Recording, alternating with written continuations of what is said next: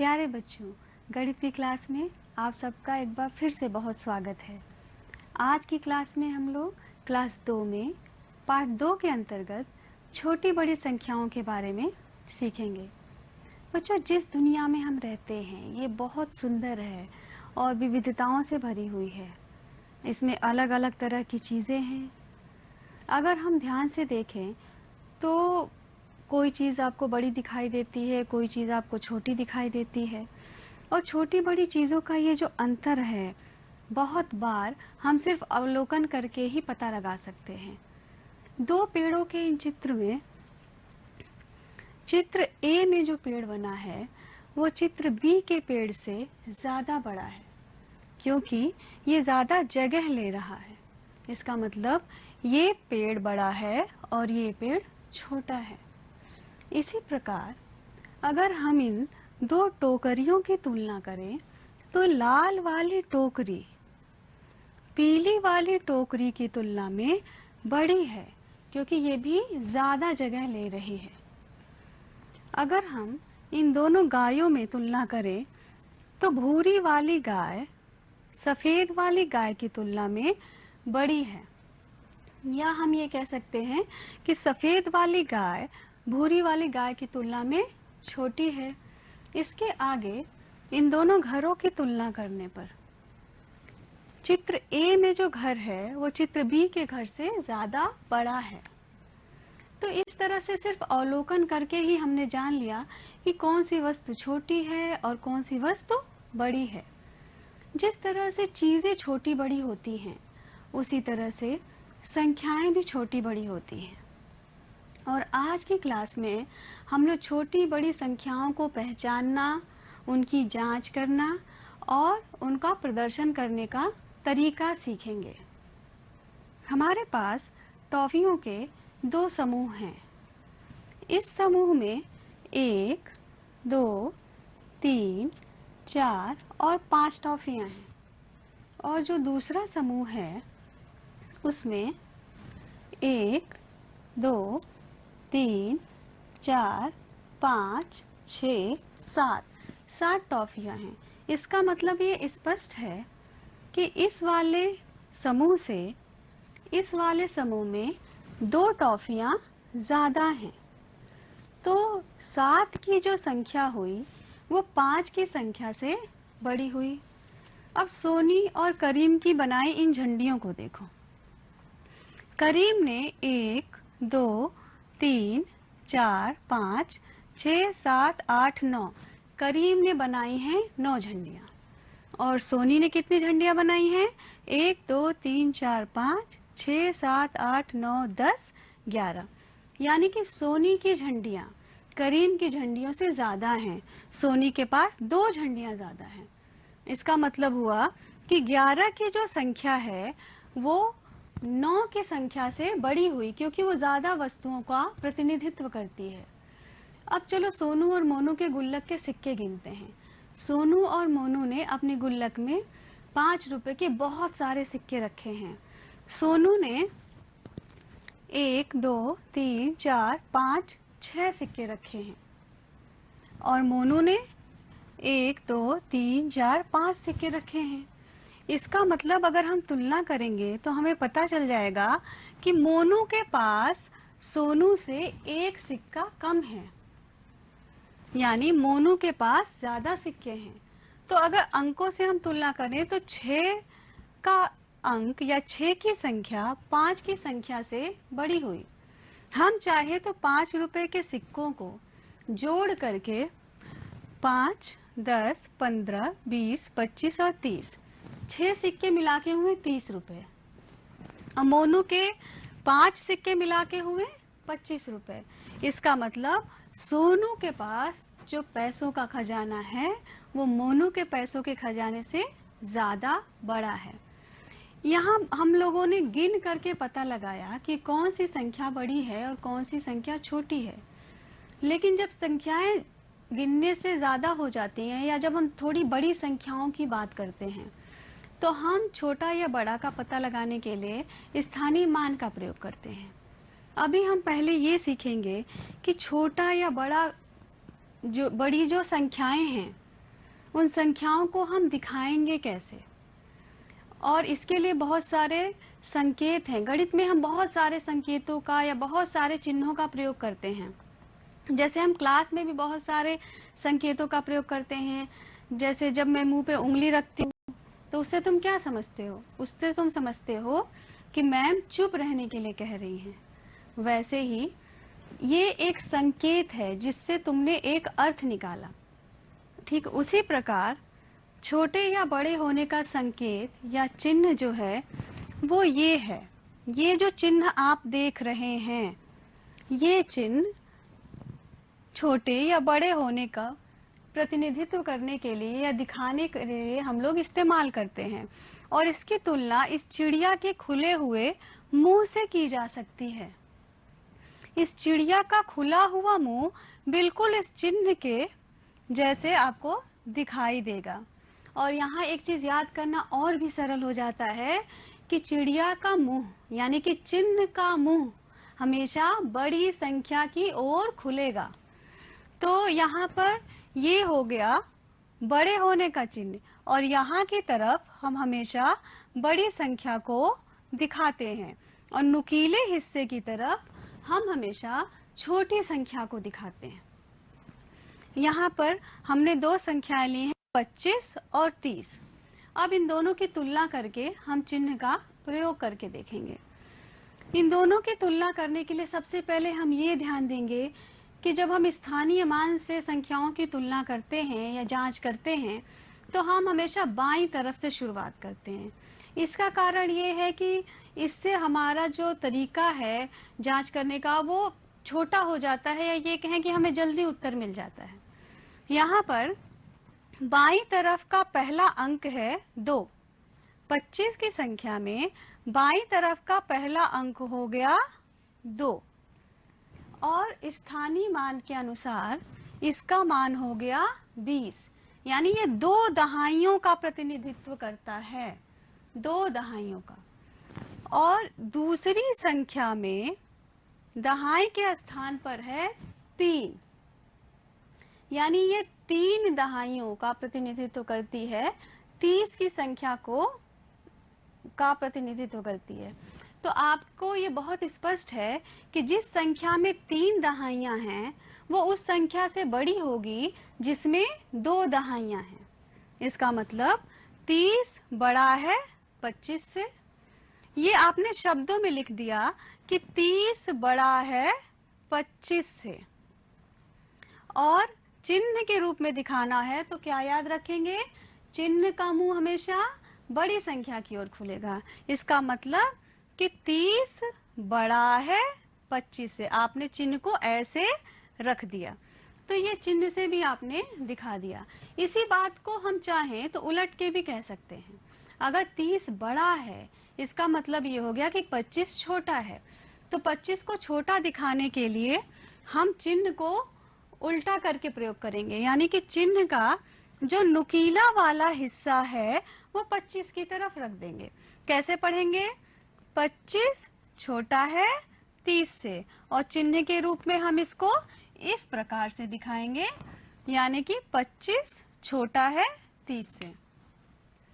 बच्चों, संख्याएं हमेशा छोटी या बड़ी नहीं होती हैं। कभी कभी हम समान चीजों को भी देखते हैं। जैसे आप इन पेंसिल के चित्रों में देखेंगे कि दोनों ही समूहों में 6-6 पेंसिलें हैं, यानी पेंसिल की संख्या जो है वो बराबर है। तो बराबर होने की स्थिति में हम इस विशेष चिन्ह का प्रयोग करते हैं, बराबर, बड़ा छोटा बराबर। ठीक है, तो ये जो बराबर का चिन्ह है जब चीजों की संख्या समान होती है तब हम इस्तेमाल करेंगे। पढ़ेंगे कैसे? 6 पेंसिल बराबर 6 पेंसिल। तो ये तरीका है कि दो संख्याओं के बीच में कौन सी संख्या बड़ी है या कौन सी संख्या छोटी है या संख्याएं बराबर है उन्हें दिखाने का।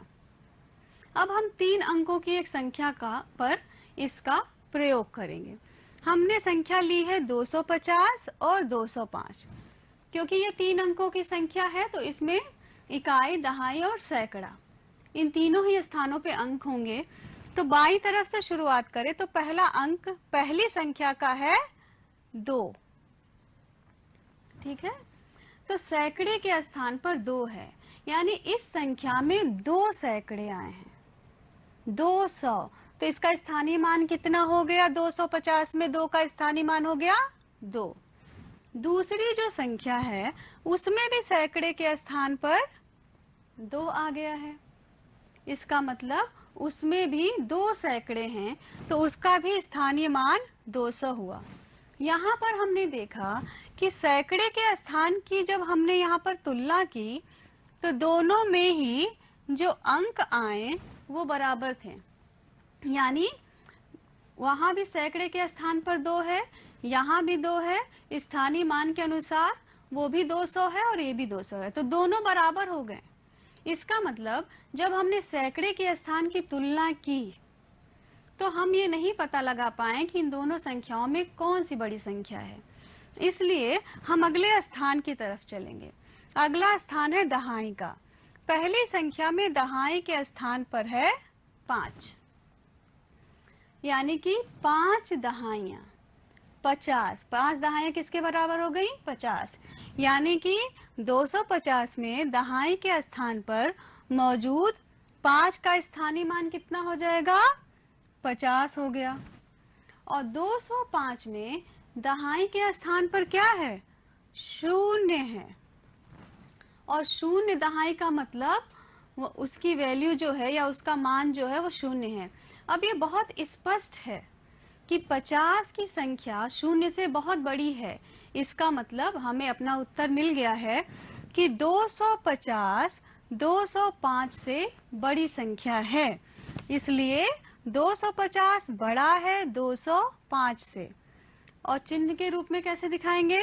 250 बड़ा है, बड़े का चिन्ह ध्यान से देखो, चिन्ह का मुंह हमेशा बड़ी संख्या की ओर खुलता है, इसलिए इसको इस तरह से लगाया गया है। 250 बड़ा है 205 से, या इसी को हम उल्टा करके भी बोल सकते हैं, यानी कि 205 छोटा है 250 से। तो 205 छोटा है के लिए नुकीला वाला हिस्सा 205 की तरफ लगाएंगे। तो ये हमने 3 अंकों की संख्याओं में छोटा या बड़े होने की जांच करने का प्रयोग किया। जैसे वस्तुएं एक दूसरे से मिलती चली जाएं, तो वो उनकी मात्रा बढ़ती है, उसी प्रकार जब वस्तुएं बढ़ेंगी तो संख्या का मान भी धीरे धीरे बढ़ेगा। इस चित्र में 1 सेब है तो संख्या का मान भी 1 है। एक और सेब आ गया, सेब की मात्रा बढ़ गई, तो जब सेब की मात्रा बढ़ गई तो संख्या का मान भी बढ़ गया। सेब की मात्रा और बढ़ गई क्योंकि एक और सेब आ गया, इसका मतलब संख्या और बड़ी हो जाएगी। जैसे जैसे सेब की मात्रा बढ़ेगी संख्या भी बड़ी होती चली जाएगी, और इस प्रकार से संख्या का धीरे धीरे बढ़ना जो है वो संख्या का आरोही क्रम कहलाता है। आरोही क्रम का मतलब छोटी संख्या से बड़ी संख्या की ओर जाना। जैसे जब हम लोग सीढ़ी चढ़ते हैं तो सीढ़ी चढ़ते समय हम लोग क्या करते हैं? हमेशा नीचे से शुरू करते हैं, पहली सीढ़ी, दूसरी सीढ़ी, तीसरी, चौथी, पांचवी, छठवीं, इस तरह से आप सीढ़ियां चढ़ते हैं। तो नीचे से ऊपर की ओर जाना ही आरोही क्रम है। इसे आप दोनों ही तरीकों से समझ सकते हैं। छोटे से बड़े की तरफ जाना आरोही क्रम है, या नीचे से ऊपर की ओर जाना आरोही क्रम है। तो यहाँ पर अगर हम इन संख्याओं की तुलना करें तो 1 छोटा है 2 से, 2 छोटा है 3 से, 3 छोटा है 4 से, और 4 छोटा है 5 से। क्योंकि हम आरोही क्रम छोटे से बड़े की तरफ चल रहे हैं, सेब की संख्या लगातार बढ़ रही है। तो इसको प्रदर्शित करने का तरीका ये है कि जो चिन्ह हमने अभी अभी सीखा था उसको हम 2 संख्याओं के बीच में तुलना करके लगातार बार बार दोहराएंगे। जैसे हमने 1 और 2 की तुलना कर ली, जब 1 और 2 की तुलना की तो 2 बड़ा है 1 से, इसलिए चिन्ह का मुंह किधर खुला? 2 की तरफ खुला। अब 2 और 3 की जब तुलना की तो 3 बड़ा है 2 से, तो यहाँ चिन्ह का मुंह जो है वो 3 की तरफ खुला। 3 और 4 की तुलना की तो क्या निकला कि 4 बड़ा है, 4 ज्यादा मात्रा को दिखा रहा है, बड़ी संख्या को दिखा रहा है, इसलिए चिन्ह का मुंह हम किधर खोलेंगे? 4 की तरफ खोलेंगे। इसी प्रकार 5 4 से बड़ा है तो चिन्ह का मुंह 4 से दूर होके 5 की तरफ खुलेगा। तो इसे पढ़ेंगे कैसे? 1 छोटा है 2 से, 2 छोटा है 3 से, 3 छोटा है 4 से, 4 छोटा है 5 से। इस तरह से हम इसको पढ़ेंगे। और इस प्रकार से आप किसी भी संख्याओं के समूह को लेकर के उनकी तुलना करके उनको आरोही क्रम में, ये संख्याओं के लिखने का आरोही क्रम है, संख्या छोटी से लगातार बड़ी होती चली जा रही है। जैसे यहाँ पर एक और उदाहरण दिया है, उसे अगर हम पढ़ें तो 8 छोटा है 10 से, 10 छोटा है 16 से, 16 छोटा है 18 से, और ऐसे ही आप आगे इस संख्या को पूरी तरह से पढ़ सकते हैं और समझ सकते हैं। यहाँ एक और चीज अगर बच्चों आप समझने की कोशिश करो कि एक ही संख्या की तुलना जब 2 अलग अलग संख्याओं से की जाती है तो वो संख्या कभी किसी संख्या की तुलना में बड़ी हो जाती है और किसी संख्या की तुलना में छोटी हो जाती है। जैसे 2 की तुलना जब हम 1 से करते हैं तो ये बड़ी संख्या है, लेकिन इसी 2 की तुलना जब हम 3, 4 या 5 से करेंगे तो ये एक छोटी संख्या है।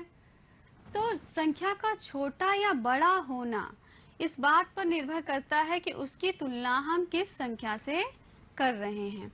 तो ये था संख्याओं का आरोही क्रम यानी बढ़ता हुआ क्रम। और इसका जो अगर हम उल्टा कर दें, आरोही क्रम मतलब छोटे से बड़ा होना, और अगर इसको उल्टा कर दे तो बड़े से छोटा होना, यानी ज्यादा से कम होना, मात्रा कम हो रही है या सीढ़ियों से हम नीचे उतर रहे हैं तो उसे हम कहते हैं अवरोही क्रम। यानी कि हम सीढ़ियों पर ऊपर चढ़ने की बजाय सीढ़ियों से नीचे उतर रहे हैं।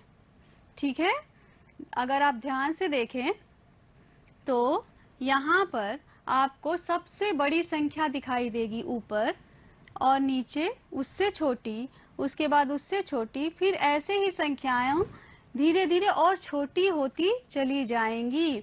ये है संख्याओं का अवरोही क्रम यानी कि ऊपर जाना, और ये है संख्याओं का अवरोही क्रम यानी कि नीचे जाना। आप यहाँ बढ़ रहे हैं और यहाँ नीचे की तरफ घट रहे हैं। ऐसे ही जो यहाँ उदाहरण दिया हुआ है, ये 8 फूलों का समूह है, ये 8 की संख्या को प्रदर्शित कर रहा है। एक फूल अगर इसमें से हम हटा दें तो ये संख्या हो गई 7, यानी फूल कम हुए तो संख्या छोटी हो गई। एक फूल और कम हो गया तो संख्या और छोटी होके 6 हो गई, और कम हुआ तो 5 हो गई, और कम हुआ तो 4 हो गई।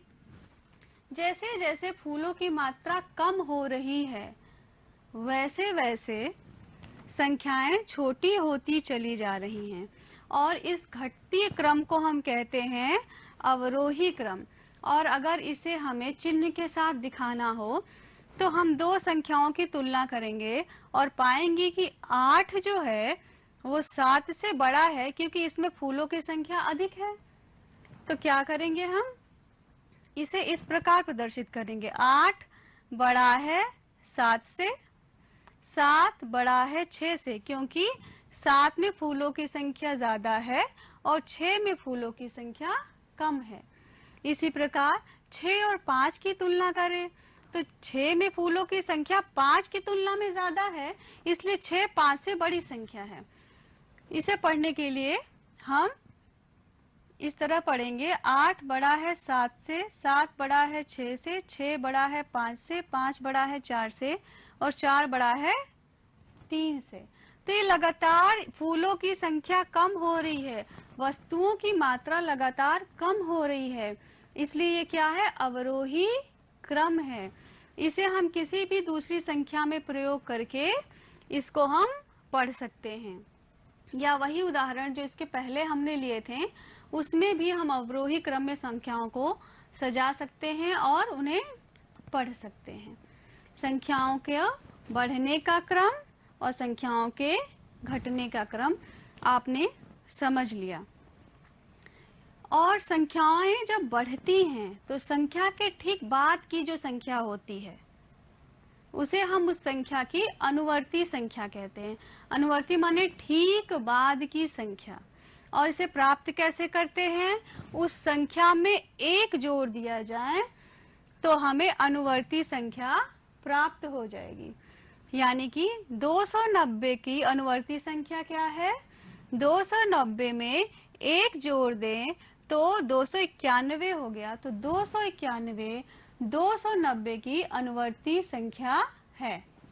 इसी प्रकार 291 में अगर हम एक जोड़ दें तो 292 आएगा। तो 292 291 की अनुवर्ती संख्या हो गई। इसी प्रकार 293 की अनुवर्ती संख्या 294 होगी। 294 की अनुवर्ती संख्या 295 होगी। अनुवर्ती संख्या अपनी मुख्य संख्या से हमेशा बड़ी होती है। क्यों? क्योंकि वो एक जोड़ने पर प्राप्त हो रही है। और एक होती है पूर्ववर्ती संख्या, यानी पहले की संख्या, किसी संख्या के ठीक पहले की संख्या। तो उसे ज्ञात करने के लिए हम क्या करेंगे, संख्या में से एक घटा देंगे। 324 में से एक घटा दिया, क्या मिलेगा, 323। 323 324 की पूर्ववर्ती संख्या है, यानी कि पहले की संख्या, और इसका मान अपनी मुख्य संख्या से हमेशा कम होता है। इसी प्रकार अगर हम 323 में से एक घटा दें तो हमें 322 मिल जाएगा।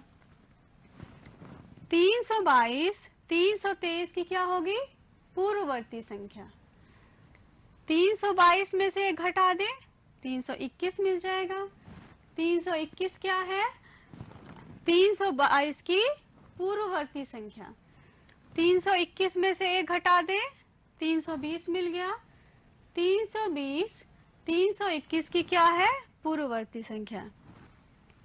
इसका मतलब पूर्ववर्ती संख्या और अनुवर्ती संख्या मुख्य संख्या के साथ साथ होती हैं। एक जोड़ने पर अनुवर्ती संख्या आ जाएगा और एक घटाने पे पूर्ववर्ती संख्या आ जाएगा। जैसे यहाँ कुछ संख्याएं लिखी हुई हैं, जैसे 74 है। 74 में से अगर हम एक घटा दें 73 मिल गया। 73 क्या हो गया, 74 की पूर्ववर्ती संख्या हो गई। और अगर एक जोड़ दें 75 मिल गया। 75 क्या हो गया, 74 की अनुवर्ती संख्या हो गई। इसी प्रकार अन्य संख्याओं की भी पूर्ववर्ती संख्याएं या अनुवर्ती संख्याएं हम निकाल सकते हैं। बच्चों, आज की जो हमारी क्लास थी उसमें बहुत सारी चीजें हम लोगों ने सीखी, नई चीजें भी, और कुछ ऐसी चीजें जो हमारे आसपास हैं जो हमने आज रियलाइज की कि वो इस तरीके से होती हैं। पहली चीज कि जैसे चीजें छोटी या बड़ी होती हैं उसी प्रकार संख्याएं भी छोटी या बड़ी होती हैं। संख्याओं को छोटा या बड़ा दिखाने के लिए हम विशेष चिन्हों का प्रयोग करते हैं। ये चिन्ह बड़ा दिखाने के लिए करते हैं और हमेशा याद रखेंगे, चिन्ह का मुंह हमेशा बड़ी संख्या की तरफ खुलता है। ये जो खुला हुआ हिस्सा है ये बड़ी संख्या की तरफ रहेगा और नुकीला हिस्सा हमेशा छोटी संख्या की तरफ रहेगा। तो ये क्या है, बड़े होने का चिन्ह है। ये क्या है, छोटे होने का चिन्ह है। और ये क्या है, बराबर होने का चिन्ह है। कई संख्याओं की तुलना करते समय हम क्रम का उपयोग करते हैं। या तो हम तुलना करते समय ये देखेंगे कि संख्याएं बढ़ रही हैं, या हम तुलना करते समय ये देखेंगे कि संख्याएं घट रही हैं। संख्याओं के बढ़ते रहने के क्रम को हम आरोही क्रम कहते हैं। संख्याओं के घटने के क्रम को हम अवरोही क्रम कहते हैं।